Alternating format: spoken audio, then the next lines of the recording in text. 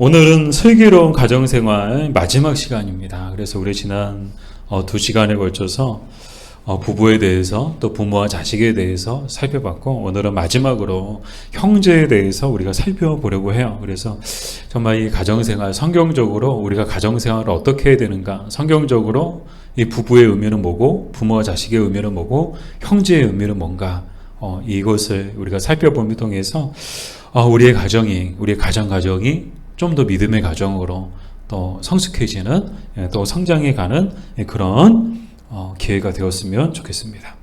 자, 먼저 형제의 성경적 의미에 대해서 우리가 살펴볼게요. 우리 시편 133편 1절에서 3절까지의 말씀을 같이 한번 읽어볼까요? 보라, 형제가 연합하여 동거함이 어찌 그리 선하고 아름다운고, 머리에 있는 보배로운 기름이 수염 곧 아론의 수염에 흘러서 그의 옷깃까지 내림 같고, 헐몬의 이슬이 시온의 산들에 내림 같도다. 거기서 여호와께서 복을 명령하셨나니 곧 영생이로다. 아멘.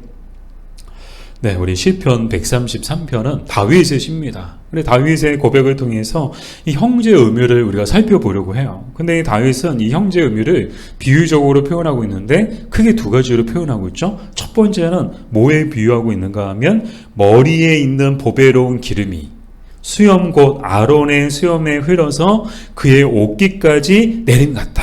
뭐가요? 형제가, 그 형제의 그 모습이, 그 형제가 함께하고 있는 모습이, 그 형제가 있는 모습이 이 다윗의 눈에 어떻다는 거예요? 머리에 있는 보배로운 기름이 수염 곧 아론의 수염에 흘러서. 자, 이걸 부분적으로 좀 살펴봐야 되는데, 자, 먼저 머리에 있는 보배로운 기름이란 도대체 어떤 기름인가? 이 기름은요, 한마디로 관유를 얘기해요. 성경에서 관유는 어떤 기름인가 하면 특별한 기름이야. 머리에 그냥 뭐 요리할 때 쓰는 기름이 아니고요. 뭐 우리 요리할 때 뭐 식용유, 해바라기씨, 뭐 올리브유, 뭐 그런 요리할 때 쓰는 기름이 아니고요. 이거는 특별히 머리에 붓는 기름이야. 그 사람의 머리에 붓는 기름인데, 언제 붓는가 하면 정말 하나님께서 선택해서 부르신 사람들을 세울 때, 그 왕이든 제사장이든 또 선지자든 이 세 사람의 부류만 오직 이제 기름 부음을 통해서 하나님께서 그 사람들을 세우시죠. 그래서 왕으로 세움 받을 때, 제사장으로 세움 받을 때, 선지자로 세움 받을 때 어떻게 해요? 이 관유를 머리에 부어요. 자, 머리에 부으니까 중력의 법칙에 의해서 어떻게 갈까요? 위로 갈까요? 아래로 갈까요? 아래로 가죠. 네, 기름이 머리에서부터 시작해서 쭉 내려가는데, 자, 어디를 거쳐가죠? 수염 곧 아론의 수염. 아론이 누구예요? 바로 대제사장으로서, 첫 번째 대제사장으로서 하나님이 선택하여 세우신 사람이죠. 자, 아론의 수염에 흘렀다. 성경에서 이 수염은 뭘 상징하는가 하면 영화를 상징해요. 정말 영광스러워. 또 그 사람의 명예, 그 사람의 권위, 뭐 그런 것들을 상징할 때 이 수염을 상징하는데, 아론의 수염에 흘러서, 자, 어디까지 가죠? 그의 옷깃까지 내려가는 것 같다. 자, 한마디로 이제 머리부터 이제 발끝까지 이 관유가 막 흐르게 되는데, 자, 이때는 어떤 때인가? 바로 이 아론의 등장을 통해서 우리가 알 수 있는 것은 바로 이 대제사장의 임명식 때, 기름 부음을 통해서 대제사장으로서 이 세움을 받게 되죠. 근데 그 모습이 얼마나 영광스러울까요? 이게 얼마나 아름다울까요? 자, 다윗은 뭘 말하고 있는가 하면 형제의 모습이 이렇다는 거야. 마치 막 머리에서 기름이 잘잘 흐르는 것처럼, 막 이렇게 눈이 부시고 막 빛나는 그런 표현처럼, 이 머리에 기름을 바를 때 그 기름이 이 옷깃까지 쭉 내려갈 때 그 모습이 햇빛에 반사되든 빛에 반사되든 그 모습이 사람들의 눈에는 뭐 제사장의 임명식이라는 특별한 의미도 있지만, 그 일반적인 의미에 있어서도 와, 빛나는 그 모습을 보면서 참 아름답다, 참 멋지다. 즉 형제의 의미가 그렇다는 거예요. 사람들이 볼 때, 또 하나님 보실 때 정말 아름답고 선하다는 그런 뜻을, 이것이 이제 보배로운 기름에 이 비유를 하고 있죠. 자, 두 번째는 무엇에 비유를 또 하고 있죠? 헐몬의 이슬이 시온의 산들에 내림 같도다. 자, 헐몬산을 얘기해요. 이 헐몬산은 어떤 곳인가 하면 해발 2770m의 높은 고산을 말하거든요. 이 헐몬의 이슬, 이 헐몬의 이슬은 성경에서 하나님의 복을 상징해요. 즉 하나님의 복이 헐몬의 이슬 같다. 그런 표현을 하고 있는 것이죠. 그럼 왜 헐몬의 이슬이 시온의 산들에 내린 같다라고 표현했는가?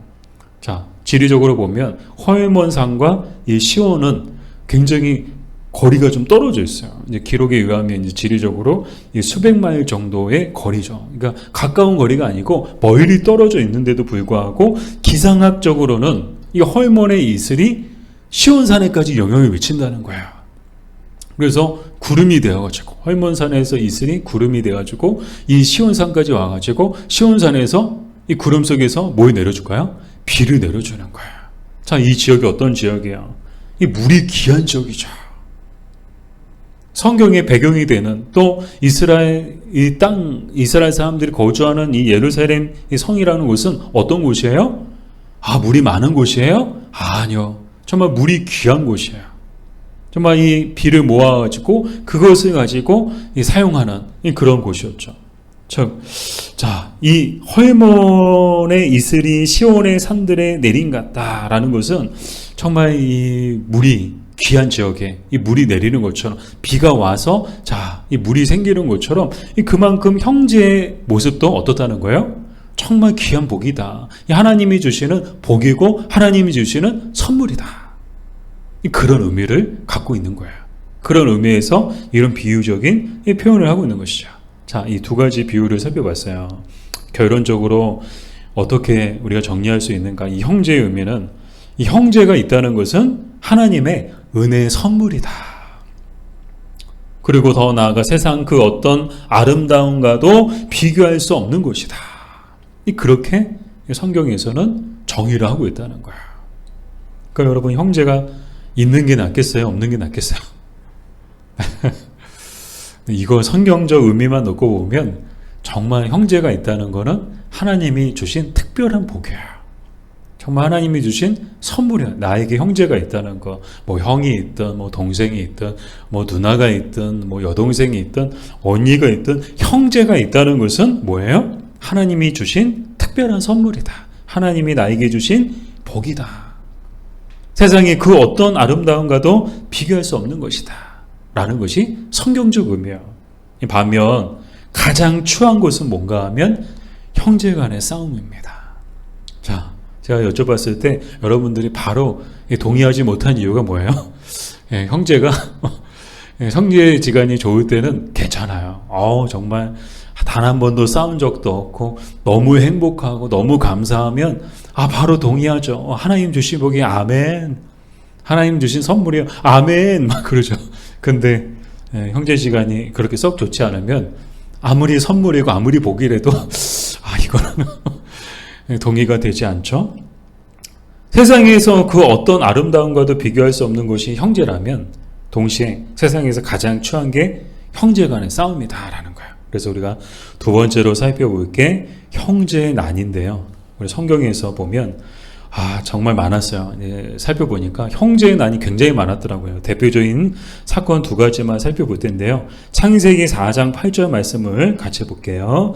가인이 그의 아우 아벨에게 말하고 그들이 들에 있을 때 가인이 그의 아우 아벨을 쳐 죽이니라. 자, 이 가인과 아벨이 나오죠. 무슨 일이 있었죠? 이 가인과 아벨은 누구예요? 아담과 하와가 낳은 이 형제예요. 두 아들이죠. 근데 이 둘 사이에 어떤 일이 있었는가?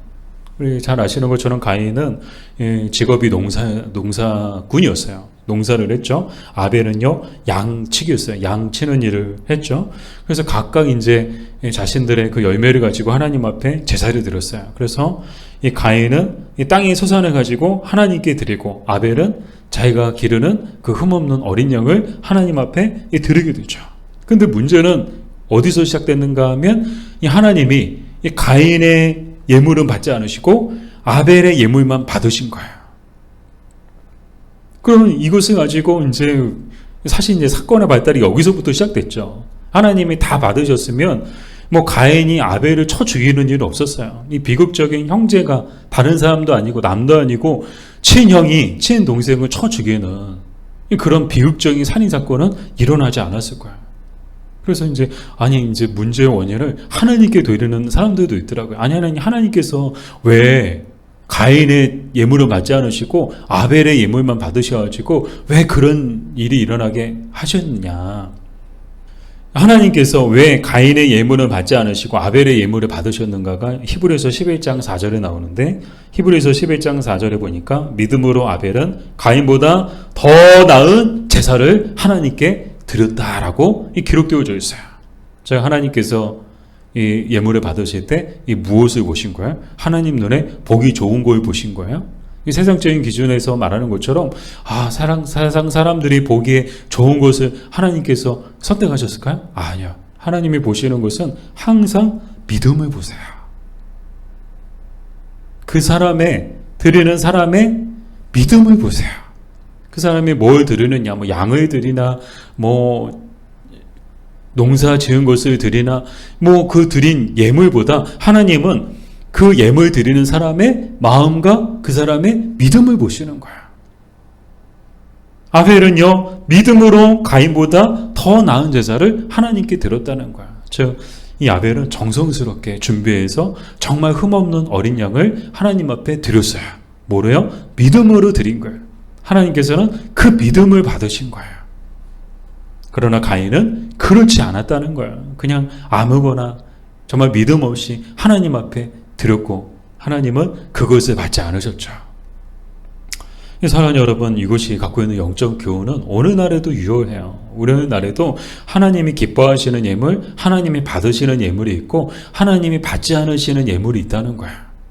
정말 믿음으로 드리는 것은 아무리 작은 것이라도, 아무리 사람들이 볼 때 그것까지 드리냐, 그렇게 작게 드려도 되냐, 그렇게 적게 드려도 되냐, 너무 초라한 거 드려도 되냐. 하나님은요, 믿음을 보신다니까요. 믿음으로 드렸느냐, 믿음으로 드리지 않느냐를 하나님은 보시고 그 믿음을 받으시지 그 예물을 받으시는 게 아닌 거예요. 바꿔 말씀을 드리면 아무리 좋은 것을 하나님 앞에 드려도 믿음으로 드리지 않는다면 하나님 받지 않으세요. 하나님 기뻐하지 않으세요.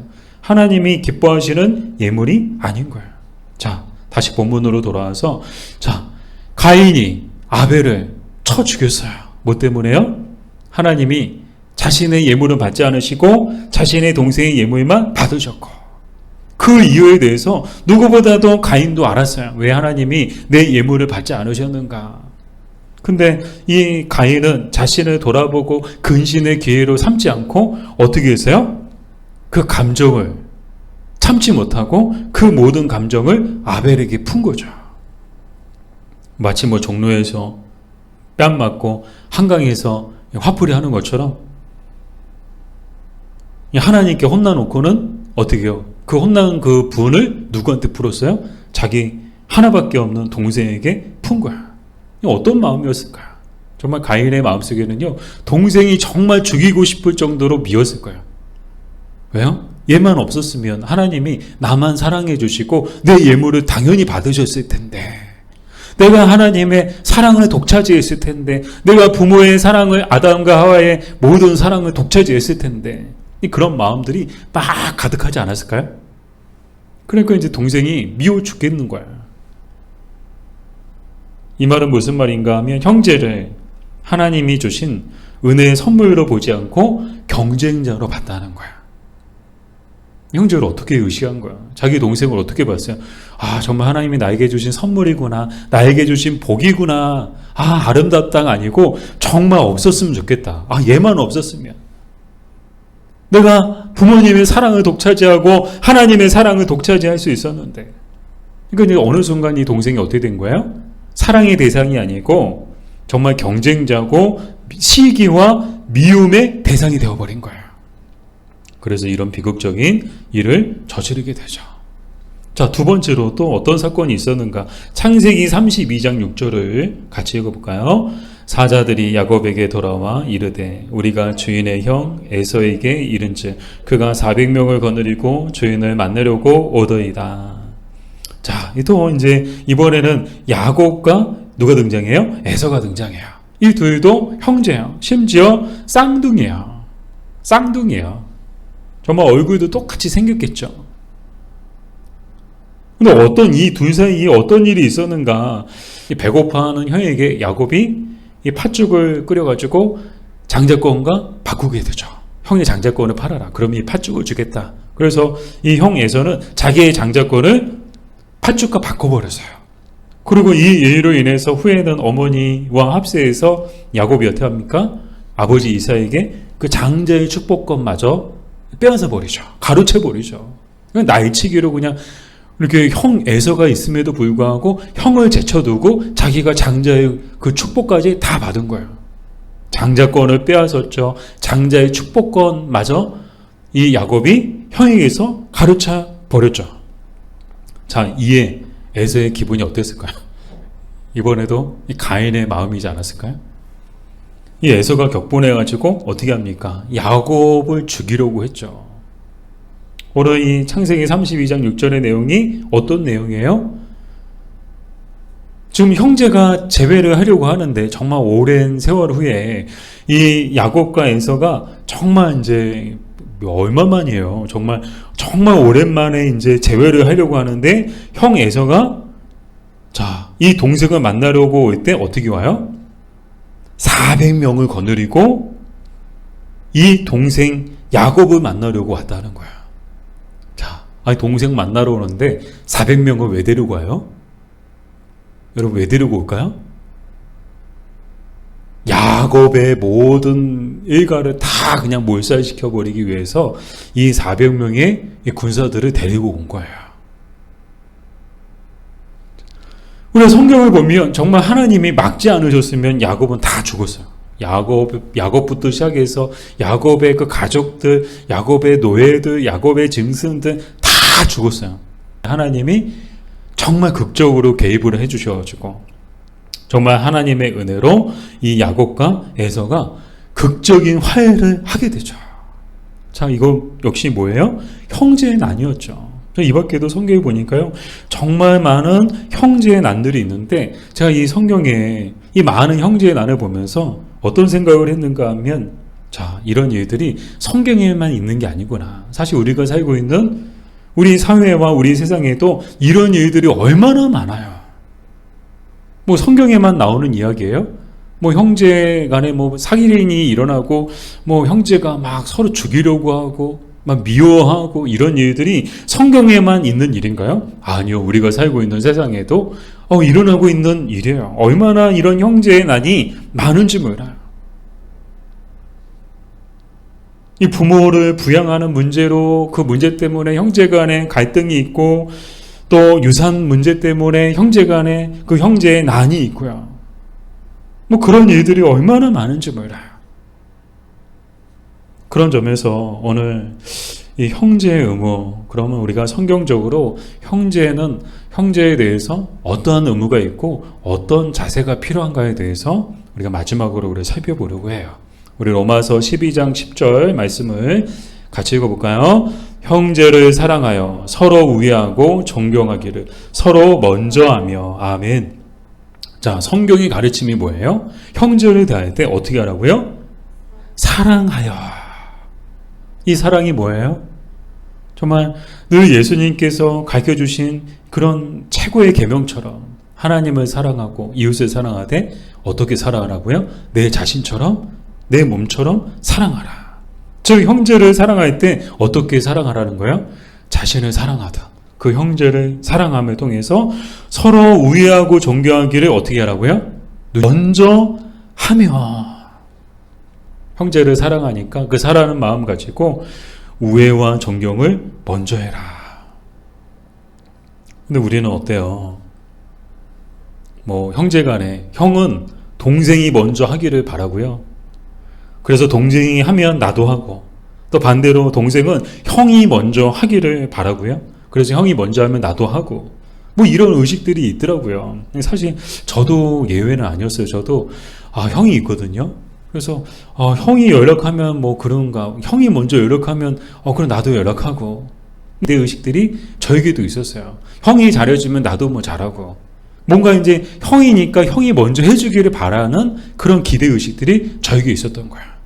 근데 생각해 보니까 이 동생들에게만 이런 게 있는 게 아니고 형들에게도 그게 있다는 거예요. 형들은요, 동생이 먼저 연락하고 전화를 하더라도 동생이 먼저 한번 전화하고 찾아오더라도 동생이 먼저 찾아오고 신경 쓰더라도 동생이 먼저 신경 쓰기를 바라는데 그런 기대의식을 가지고 있다 보니까 서로 기다리고 있는 거예요. 먼저 하기를 기다리고 있는 것이죠. 누가 먼저 전화하나, 누가 먼저 연락하나, 누가 먼저 찾아오나. 근데 성경은 뭐라고 말씀을 하고 계세요?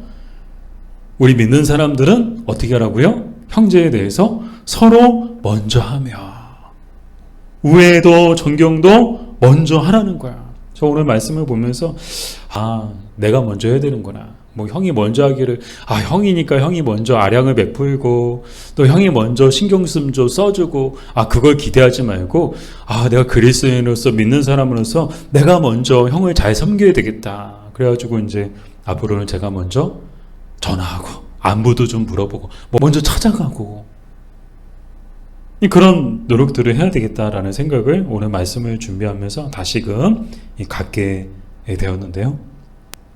성경에 보면 동생이었지만 그럼에도 불구하고 이 마음 가지고 우애와 존경과 사랑을 먼저 한 사람이 있었는데 바로 요셉이죠. 우리 창세기 45장 9절에서 11절까지의 말씀을 같이 읽어볼까요? 당신들은 속히 아버지께로 올라가서 아뢰기를 아버지의 아들 요셉의 말에 하나님이 나를 애굽 전국의 주로 세우셨으니 지체 말고 내게로 내려오사 아버지의 아들들과 아버지의 손자들과 아버지의 양과 소와 모든 소유가 고센 땅에 머물며 나와 가깝게 하소서. 흉년이 아직 5해가 있으니 내가 거기서 아버지를 봉양하리이다. 아버지와 아버지의 가족과 아버지께 속한 모든 사람에게 부족함이 없도록 하겠나이다. 아멘. 자, 누구의 고백이에요? 요셉의 고백이에요. 자, 요셉이 누굽니까? 이 꿈 때문에 형들에게 미움받고 죽을 뻔했죠. 이때도요, 살인 날 뻔했어요. 요셉이요, 정말 요셉이란 이름을 우리가 기억하지 못할 정도로 죽을 뻔했는데 이때도 하나님이 정말 극적으로 간섭해 주셨고 은혜를 베풀어 주셔서 죽음은 면했죠. 대신에 노예로 애굽으로 끌려가서 노예처럼 살고 산전수전 다 겪고 나중에는 어떻게 됐습니까? 이 요셉이 애굽에 뭐가 됐어요? 총리가 됐죠. 그리고 정말 기가 막히게도 이 형들과 제의를 하게 돼요. 근데 형들은 못 알아보죠. 근데 요셉은 대번에 알아봤어요. 자기 형들이 이 사람들이, 이 이스라엘에서 온 사람들이 바로 자신의 형들임을 대번에 알아봤죠. 자, 이렇게 생각해 보면 이 요셉은 평생 어떤 마음으로 살았을까? 정말 우리 같으면, 인간의 마음 같으면 평생 형들에 대한 미움과 원망과 증오와 복수심을 가지고 살았을 것 같아요. 맨날 칼 갈으면서 무슨 형이 이런 게 형이야? 그러면서 다 죽었어 그냥. 그러면서 맨날 칼 갈았을 거예요. 이 만나기만 해봐라 다 죽여버릴 거야. 그러면서 맨날 형들에 대한 미움과 원망과 아니 이 요셉이 왜 노예로 팔려갔습니까? 억울한 누명을 쓰고 왜 감옥에 들어가야 됐어요? 다 형들 때문이잖아요. 자기가 잘못한 것보다는 형들에 대한 미움이 얼마나 컸을까요? 원망이 얼마나 컸을까요? 형들이 자기에게 잘해준 거 하나도 기억 안 나고요. 형들이 자기에게 정말 막 죽이려고 하고 막 노예로 팔아버린 거 그것만 계속 이 요셉의 마음속에 가득 남아있지 않았을까요? 그래서 평생을 이제 칼 갈면서 복수의 기회만 노리고 있었을 텐데 와 얼마나 좋은 복수의 기회야. 대번에 이자들을 그냥 말 한마디면 애굽의 총리예요. 말 한마디면 이 형들은 이 자리에서 다 죽는 거야. 그런 막강한 그런 권한을 가지고 있었지만 어떻게 합니까? 요셉은 그렇게 하지 않았어요. 어떻게 했어요? 도리어 먼저 용서하고 사랑하고 우애하고 존경했어요. 이게 무슨 형이에요? 이게 무슨 형들이에요? 여러분이라면 이 사람들을 용서할 수 있어요? 우리 같으면 도저히 용서할 수도 없고 도저히 사랑할 수도 없고 도저히 잘 지낼 수도 없고 심지어 해야 존경하죠. 그러나 요셉은 어떻게 했습니까? 다 용서해줘요. 다 사랑하고요. 먼저 우애하고요. 먼저 존경해줍니다. 이게 뭘 말하는 걸까요? 바로 이 그리스도인들이, 오늘 이 세상을 살아가는 그리스도인들이 이 세상 속에서 특별히 형제 간의 관계 속에서 우리가 보여야 돼, 또 우리가 마땅히 행해야 될 모습이다라는 거예요. 사랑하는 여러분, 혹시 형제 간에 깨어진 관계가 있으신가요? 전화도 안 하고 왕래도 안 하고 계신가요? 뭐 먼저 전화하면 모를까? 뭐 내가 뭘 전화해? 뭘 찾아가? 여러분, 먼저 하십시오. 요셉의 마음을 가지고 먼저 사랑하고, 먼저 우애하고, 먼저 존경하고, 먼저 용서하세요. 그 모습을 통해서 하나님이 기뻐하시고, 그 모습을 통해서 정말 그 닫혀있던 마음들, 또 깨어진 관계들이, 정말 닫혀있던 마음들이 열어지고 깨어진 관계가 다시금 회복되는 그런 놀라운 역사가 일어나게 될 것입니다. 그렇게 됨을 통해서 그 가정은 정말 작은 천국이 될 거예요. 더 나아가 오늘 말씀은 이 형제는요, 비단 가정에 있는 형제들만을 이야기하지 않아요. 이 교회에도 형제 자매죠. 우리의 관계는 어떤 관계예요? 형제와 자매의 관계예요. 형제 관계예요. 교회에서도 형제예요. 그래서 우리가 교회 개척했을 때 호칭이 사실 이제 저희는 형제 자매로 다 부르세요. 뭐 남자분들은 형제님, 여자분들은 자매님. 우리의 관계는 형제 관계다. 교회의 관계도 그렇습니다. 교회에서도요, 누가 먼저 말 걸고, 누가 먼저 인사하고, 그러기만을 기다리는 것이 아니고, 어떤 사람이 큰 사람인가, 어떤 사람이 진정한 그리스도인인가요? 먼저 인사하고, 먼저 다가가고, 먼저 사랑하고, 먼저 용서하고, 먼저 존경하는 사람이, 먼저 섬겨주는 사람이 큰 사람이고, 정말 그 사람이 진정한 이 그리스도인인 줄 믿습니다. 정말 우리 교회가 그렇게 될 때 우리 교회도 작은 천국, 더 나아가 하나님이 기뻐하시는 하나님의 나라가 될 줄 믿습니다.